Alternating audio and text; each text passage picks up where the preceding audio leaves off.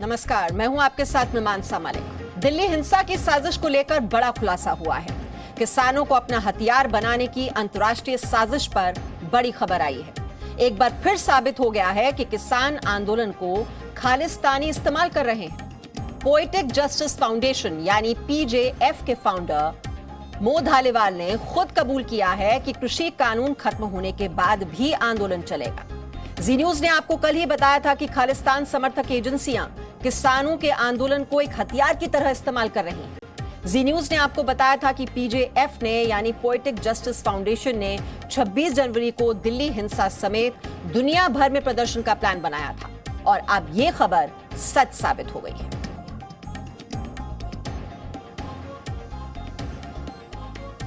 तो जी न्यूज के खुलासे पर एक बार फिर से मुहर लगी है। जी न्यूज ने पीजेएफ को लेकर यह खुलासा किया था। जी न्यूज ने बताया था पीजेएफ किसानों को भड़का रहा है। पीजेएफ के को फाउंडर ने कहा, हमारा एजेंडा खालिस्तान है। पीजेएफ फाउंडर धालीवाल का सच अब सबके सामने आ गया है। तो किस तरह से अंतर्राष्ट्रीय साजिश रची जा रही है किसानों के नाम पर, यह अंतर्राष्ट्रीय साजिश देश को बदनाम करने की। और ये जो 21 पेज का डॉक्यूमेंट तैयार किया गया था, उसी को ट्वीट किया ग्रेटा थनबर्ग ने। तो आप पूरी साजिश के तार आप समझिए कि कहां कहां ये तार जो हैं वो फैले हुए हैं, कौन कौन मोहरे हैं इस खालिस्तानी टूल किट के। अब रिहाना से लेकर ग्रेटा थनबर्ग सभी से तार जुड़ते हुए नजर आ रहे हैं। पोएटिक जस्टिस फाउंडेशन ने जो दस्तावेज तैयार किया, जिसकी जानकारी हमने कल भी आपको दी थी, ये 21 पेज का डॉक्यूमेंट और किस तरह से अंतर्राष्ट्रीय साजिश रची गई देश को बदनाम करने के लिए। अब पोएटिक जस्टिस फाउंडेशन ये क्या है? खालिस्तान का समर्थन करने वाली दरअसल ये संस्था है। किसान आंदोलन का इस्तेमाल कर रही है, किसानों की आड़ में हिंसा भड़का रही है। दिल्ली हिंसा का प्लान इसी संस्था ने बनाया। 26 जनवरी को दुनिया भर में प्रदर्शन का प्लान बनाया। जी न्यूज ने सबसे पहले पोएटिक जस्टिस फाउंडेशन नाम की इस संस्था का खुलासा किया कि किस तरह से यह अंतर्राष्ट्रीय साजिश रची गई है देश को बदनाम करने के लिए, देश को बांटने के लिए।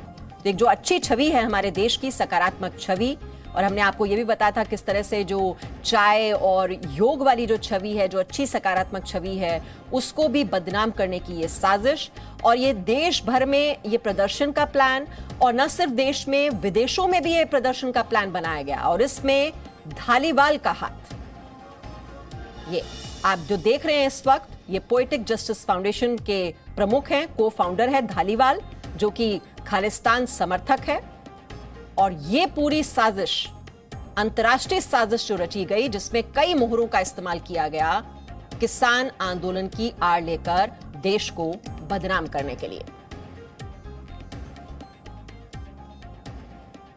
और इस वक्त हमारे साथ हमारे दो सहयोगी हैं और डिटेल से हम आपको पूरी जानकारी पहुंचाने की कल से ही कोशिश कर रहे हैं। प्रमोद हमारे साथ हैं और मनीष को भी आप इस वक्त देख रहे हैं। मनीष, ये एक अंतर्राष्ट्रीय साजिश और किस तरह से पोएटिक जस्टिस फाउंडेशन नाम की यह संस्था, जिसने वो 21 पेज का डॉक्यूमेंट तैयार किया और जिसका इस्तेमाल ग्रेटा थनबर्ग ने अपने ट्वीट में किया, और तार जुड़ते हैं रिहाना के साथ भी। जी हाँ, बिल्कुल मीमांसा। और अगर आप मो धालीवाल के अगर इस वीडियोस को देख रहे हैं, अगर इनकी बातों को सुना जाए, तो उसमें साफ कहा जा रहा है कि उनको किसान आंदोलन से मतलब नहीं है। दरअसल ये तो खालिस्तान की उनकी डिमांड है, देश के, भारत के टुकड़े करना है, और ये एक शुरुआत है। जाहिर तौर पर ये जो हम शुरू से कहते रहे कि किसान आंदोलन जो हो रहा है, इसके पीछे एक बड़ी साजिश है जो देश को बदनाम करना चाहती है, देश के टुकड़े करना चाहती है, जिसमें पाकिस्तान शामिल है, जिसमें पाकिस्तानी जो दूतावास हैं यूके, जर्मनी, कनाडा जैसे देशों में, वहां से इनके लिंक हो रहे हैं। और मो धालीवाल पिछले दिनों 26 जनवरी को कनाडा में जो भारतीय कंसुलेट्स है उसके सामने उसने प्रदर्शन किए थे और बयान दिए थे। जाहिर तौर पर अगर जिस तरीके से पोएटिक जस्टिस के जो नाम सामने आ रहे हैं और इसके बारे में जो खुफिया एजेंसियों का कहना है कि सीधा सीधा ये खालिस्तानी संगठन है जो खालिस्तान की बात करता है, अगर वो इस आंदोलन से जुड़े हैं और उनके ट्वीट्स को ग्रेटा थनबर्ग ट्वीट्स कर रही हैं, या रियाना अगर उसमें डायरेक्टली इनडायरेक्टली शामिल हो रही है, तो जाहिर तौर पर ये एक नेक्सस दिखता है। ये नेक्सस इस बात का है कि किस तरीके से भारत की अंतर्राष्ट्रीय जो छवि है उसको धूमिल किया जाए, किस तरीके से देश को तोड़ा जाए, और उसके साथ ही साथ मोदी सरकार को कमजोर किया जाए, क्योंकि ये एक लंबी प्लानिंग है।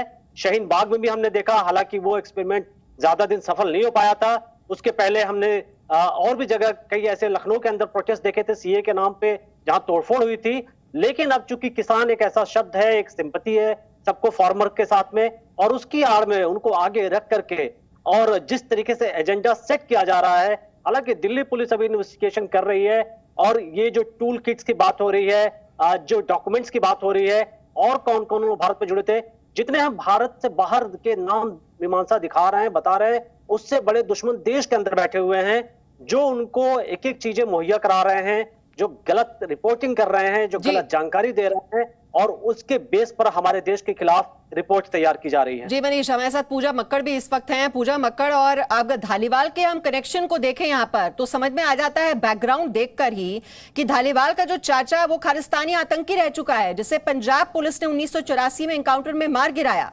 और 26 जनवरी को कनाडा में भारतीय कॉन्सुलेट के सामने प्रदर्शन किया, जिसमें कहा कि असली मकसद तो दरअसल भारत के टुकड़े करना है। इसी से समझ सकते हैं हम इस पूरे कनेक्शन को। बिल्कुल मीमांसा जी, जो ये कागज सामने आए हैं इससे बहुत सारी बातें सामने आती हैं। पोएटिक जस्टिस फाउंडेशन जो वेबसाइट है इसके पीछे, वो कुछ ही महीनों पहले बनाई गई थी, उससे पहले उसका कोई अस्तित्व नहीं था। लेकिन उसके जो फाउंडर है अमो धालीवाल, अगर उनके फेसबुक पेज पर हम जाएं तो उनके फेसबुक पेज पर 17 सितंबर 2020 की उनकी खुद की एक पोस्ट है जो ये कहती है, I am a Khalistani because Khalistan is an idea, Khalistan is a living. वो अपने पेज पर खुद ये बात कबूल कर रहे हैं, ये बहुत बड़ा कबूलनामा है। और लगातार जी न्यूज पर हम ये दिखा रहे हैं कि किसान आंदोलन के नाम पर जो तस्वीरें लोग देख रहे हैं, उसके पीछे असल में खालिस्तान का एजेंडा है, देश के टुकड़े करने की साजिश है। और जिस तरह के नाम अब सामने आए हैं, वो नाम ये साबित कर रहे हैं कि वाकई ये जो सामने तस्वीरें आई हैं वो इसी वजह से सामने आ रही हैं, क्योंकि पीछे खालिस्तान का एक बहुत बड़ा नेक्सस काम कर रहा है और वही इसकी फंडिंग भी कर रहा है। जी, और यहाँ पर जो विपक्षी दल किस तरह से इनका समर्थन कर रहे हैं रविंद्र, उससे भी ये पिक्चर पूरी हो जाती है।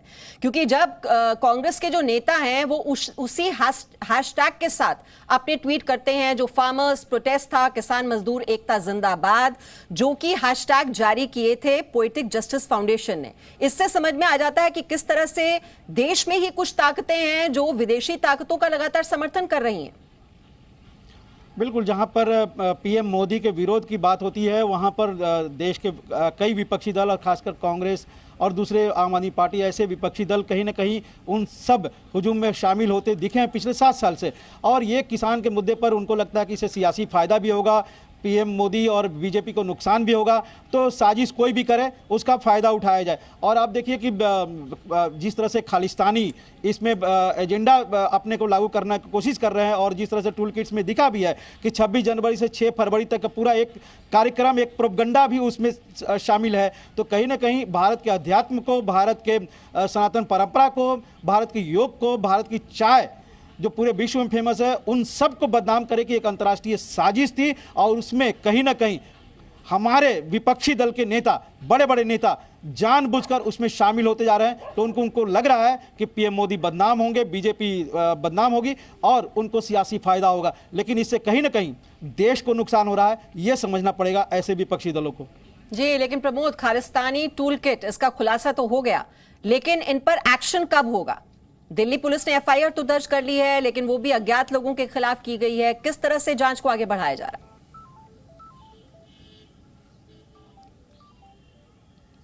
बिल्कुल मीमांसा, दिल्ली पुलिस ने क्रिमिनल कॉन्स्पिरेसी और देशद्रोह की धारा के तहत जो एफआईआर दर्ज कर लिया। गूगल को लेटर भी लिखा गया है, और जो इस मामले में जांच है वो दिल्ली पुलिस की साइबर सेल कर रहा है। लेकिन आपको मैं बता दूं, ये जो प्लानिंग है या कॉन्स्पिरेसी है, ये कोई अभी हाल ही में तैयार की हुई नहीं है जब ये किसान प्रोटेस्ट शुरू हुआ, बल्कि इसके पीछे आपको याद होगा 2018 के बाद से ही रेफरेंडम 2020 शुरू किया गया था, जिसमें ऑनलाइन लोगों ने अपनी खालिस्तान की अलग मांग को लेकर रेफरेंडम किया था, जिसके बाद कुछ खालिस्तानी जो लोग थे उसी विचारधारा के, उनको दिल्ली पुलिस ने गिरफ्तार किया था। उसके बाद बाकायदा दिल्ली पुलिस के लिखने के बाद ही गूगल ने उस ऑनलाइन सर्वे को हटा दिया था गूगल से। उसके बाद से ये सामने आ रहा था कि 2020 में कुछ बड़ा होने वाला है, और 2020 में ही अचानक से ये प्रोटेस्ट शुरू हुआ। और शुरुआत से ही हम लोग कह रहे थे कि किसानों के बीच में कुछ ऐसे लोग मौजूद हैं जो अपना एजेंडा चलाना चाहते हैं खालिस्तानी के। हमने पोस्टर देखे, हमने वो देखे, पैम्पलेट देखे, उस तरीके के नारे लग रहे थे। थे, जिसके बाद 26 तारीख को जो हुआ ये पूरी तरीके से सुनियोजित साजिश थी कि दिल्ली में कैसे एंटर करना है, एंटर करने के बाद कहाँ जाना है, वो एक सांकेतिक अपने आप की अपनी जीत दिखा रहा था। जिसके बाद अब दिल्ली पुलिस ने भी उन लोगों को आइडेंटिफाई किया है और हमें जो सोर्सेज बताते हैं कि जब ये शुरुआत हुई थी इस प्रोटेस्ट की, तो वही तमाम लोग सबसे पहले नज़र आए थे जो कि शाहीन बाग में भी नज़र आए थे। यानी शाहीन बाग अगर कोविड की वजह से ख़त्म नहीं हुआ होता, दिल्ली में दंगे नहीं हुए होते और ज़्यादातर जो उसके मास्टरमाइंड है वो गिरफ्तार नहीं होते, वो भी लंबा चलता। उसके बाद ये बात मान ली गई थी कि अब किसान प्रोटेस्ट है, इसके लिए जब भी जो वार्ता सरकार के साथ हुई वो येस और नो के तौर के तहत हुई, यानी कि उसका कोई नतीजा नहीं निकलेगा, ये बात पहले ही तय कर ली गई थी और ये बता दिया गया था कि किसी भी तरीके से कोई बीच का रास्ता नहीं निकालना है ताकि ये जो आंदोलन है ये ख़त्म हो जाए। अगर ये आंदोलन ख़त्म हो जाता तो इसकी आड़ में जो छुपे हुए जो लोग हैं या इसके तहत जो अपना एजेंडा चला रहे हैं उनके मंसूबों पर पानी फिर जाता। लिहाजा अब इन्होंने इसको इंटरनेशनल जो है कॉन्स्पिरेसी के तहत जो कि सेलिब्रिटी है उनको भी उनके ज़रिए जो है वो भारत की छवि को जो है पूरे अंतर्राष्ट्रीय स्तर पर ख़राब करने की कोशिश की। और अब जिस तरीके से ये टूल किट का जो 21 पन्नों का जो दस्तावेज है ये सामने आया है, इससे साफ हो गया है कि किस तरीके से कॉन्स्पिरेसी रची गई थी और खालिस्तान की मांग जो कि लगभग पिछले काफ़ी वक्त से बिल्कुल ख़त्म लगभग हो गई थी वो फिर दोबारा से ज़िंदा हो गई है। और देश की छवि को, सरकार को बदनाम करके जिस तरीके से अब ये प्रोपेगेंडा चलाया जा रहा है और इसमें सेलिब्रिटियों को भी इस्तेमाल किया जा रहा है और कहीं ना कहीं चाहे अनचाहे विपक्षी पार्टी के नेता है वो भी इनका समर्थन करते हुए नज़र आ रहे हैं, क्योंकि देश की छवि जो है अंतर्राष्ट्रीय स्तर पर ख़राब हो रही है और किस तरीके से पूरी प्लानिंग की गई, किस तरीके से फंडिंग हो रही है। जी प्रमोद, तो यानी कि सब कुछ सुनियोजित तरीके से हुआ और इसकी टाइमलाइन भी पूरी तरह से पहले ही तैयार कर ली गई थी। भारत के खिलाफ एक और बहुत बड़ी अंतर्राष्ट्रीय साजिश के सबूत आज हमें मिल गए हैं। ये दस्तावेज जो आज मैं लेकर आया हूं आपके लिए, ये कितने खतरनाक हैं आज पूरा भारत नहीं पूरी दुनिया इसके बारे में देखेगी। ये है 3 जनवरी से लेकर 26 जनवरी तक का शेड्यूल। तो योजना ये थी कि उस दिन पूरी दुनिया में प्रदर्शन किए जाएंगे, इसलिए इसे ग्लोबल डे ऑफ एक्शन कहा गया है। आपको उस दिन ये जरूर लगा होगा कि 26 जनवरी के दिन अचानक से किसान भड़क गए। जी नहीं, ये सब कुछ पहले से तय किया गया था और ये सब कुछ इस पटकथा में पहले से ही लिखा है। सरकार ने अगर ये सारी मांगे मान ली फिर भी ये आंदोलन खत्म नहीं होगा। फिर आंदोलन कर रहे लोग शायद ये मांग करेंगे जब तक मोदी का इस्तीफा नहीं हो जाता तब तक ये आंदोलन ऐसे ही चलता रहेगा। निशाना किसान नहीं है, निशाना कृषि कानून भी नहीं है, असली निशाना है मोदी। हम इन्हें एक्सपोज करने की ताकत रखते हैं। हमारी और आपकी टीम, हमें मिलकर साथ काम करना है और इन्हें बताना है कि हम वाकई में इतने शक्तिशाली हैं कि इन्हें हम एक धक्के में देश से बाहर और इनकी पूरी योजना को हम एक धक्के में फेल कर सकते हैं।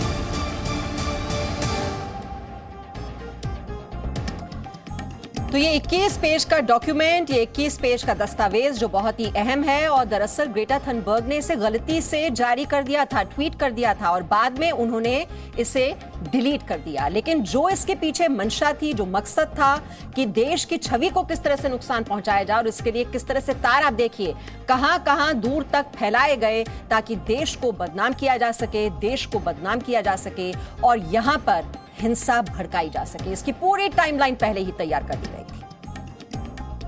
Decades. That means they go back and go home to the poisoned soil, the poisoned rivers. That means they get to go back to live the same life of subsistence they've been living this whole time. If the farm bills get repealed tomorrow, that is not a victory. This battle begins with the repeal of the farm bills. It does not end there.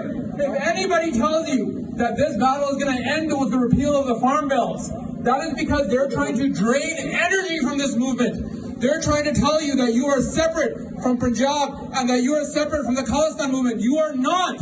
And you have to, at some point, you have to understand the feeling and the emotion that the Khalistan group is bringing to this. I just want you to hear this. I want the young people to hear this. तो ये धालीवाल हैं जिनका हम जिक्र बार बार कर रहे हैं और ये पूरी साजिश का खुलासा हो रहा है। पूजा मक्कड़ हमारे साथ हैं। पूजा मक्कड़, ये वीडियो में तो साफ पता चल रहा है कि मकसद है क्या, ये जिस तरह के भड़काऊ भाषण वहां पर दिए जा रहे हैं और साफ तौर पर यह बात कही जा रही है कि आंदोलन कृषि कानून को वापस लेने पर, रद्द करने पर भी खत्म नहीं होने वाला है। इसी से मंशा बिल्कुल साफ हो रही है। क्या इरादे हैं? बिल्कुल मीमांसा जी, हम शुरू से जब तस्वीरें दिखा रहे थे, सिंघू बॉर्डर पर अचानक से खालिस्तान का निशान वाला ट्रैक्टर नजर आता है, खालिस्तानी झंडे नजर आने लगते हैं और उसके बाद खालिस्तानी फंडिंग की बातें सामने आने लगती हैं। उसके बाद जी न्यूज के हाथ जो ये दस्तावेज लगा है, पोएटिक जस्टिस फाउंडेशन जिसका फाउंडर है एमओ धालीवाल, जिसके को फाउंडर हैं, ये आयोजक जो बता रहे हैं और खुद अपने फेसबुक पेज पर, अपने ट्विटर पेज पर ये बाकायदा घोषणा कर रहे हैं कि हम खालिस्तान के एजेंडे को सपोर्ट करते हैं। जिस तरह से कनाडा में प्रदर्शन शुरू हो गए, जिस तरह से पाकिस्तान सपोर्ट कर रहा है, उससे ये बहुत साफ हो जाना चाहिए भारत की जनता को कि किसान बिल, कृषि कानून शायद किसी के एजेंडे में है ही नहीं, और अगर होते तो 12 दौर की बातचीत में कोई ना कोई सॉल्यूशन जरूर निकाल लिया गया होता। आज भी जाकर अगर आंदोलनकारियों से हम लोग बात करते हैं तो वो सीधे कहते हैं कि हम यहां से उठेंगे ही नहीं जब तक तीनों कानून वापस नहीं ले लिए जाएंगे। बदलाव की बात की जाए, प्रावधान बदलने की बात की जाए तो उस पर कोई चर्चा नहीं होती, क्योंकि बदलाव कोई चाहता ही नहीं है। चाहता हर कोई यही है कि किसी तरह से भारत में जो लोकतंत्र की स्थापना हुई है उसको अस्थिर किया जाए। और जो हम देख रहे हैं गाजीपुर बॉर्डर पर, सिंघू बॉर्डर पर, लाल किले पर जो हिंसा हुई, वो सब एक अनरेस्ट दिखा रहा है। वो ये दिखा रहा है कि कोशिश यही की जा रही है कि किसी तरह से शांतिपूर्ण माहौल को बिगाड़ा जाए। इसीलिए हमने देखा कि पुलिस के प्रोवोक न करने के बावजूद दिल्ली की हिंसा में 300 से ज्यादा पुलिस वाले घायल हुए। तो एजेंडा साफ है, किसान कभी तलवार नहीं उठाता, किसान हल चलाता है। यहां पर एजेंडा ही कुछ और है, यहां पर एजेंडा ही खालिस्तान का है और यहां पर एजेंडा ही यही है कि भारत के लोकतंत्र को कहीं ना कहीं निशाने पर लाया जाए और सरकार को अस्थिर करने की कोशिश की जाए।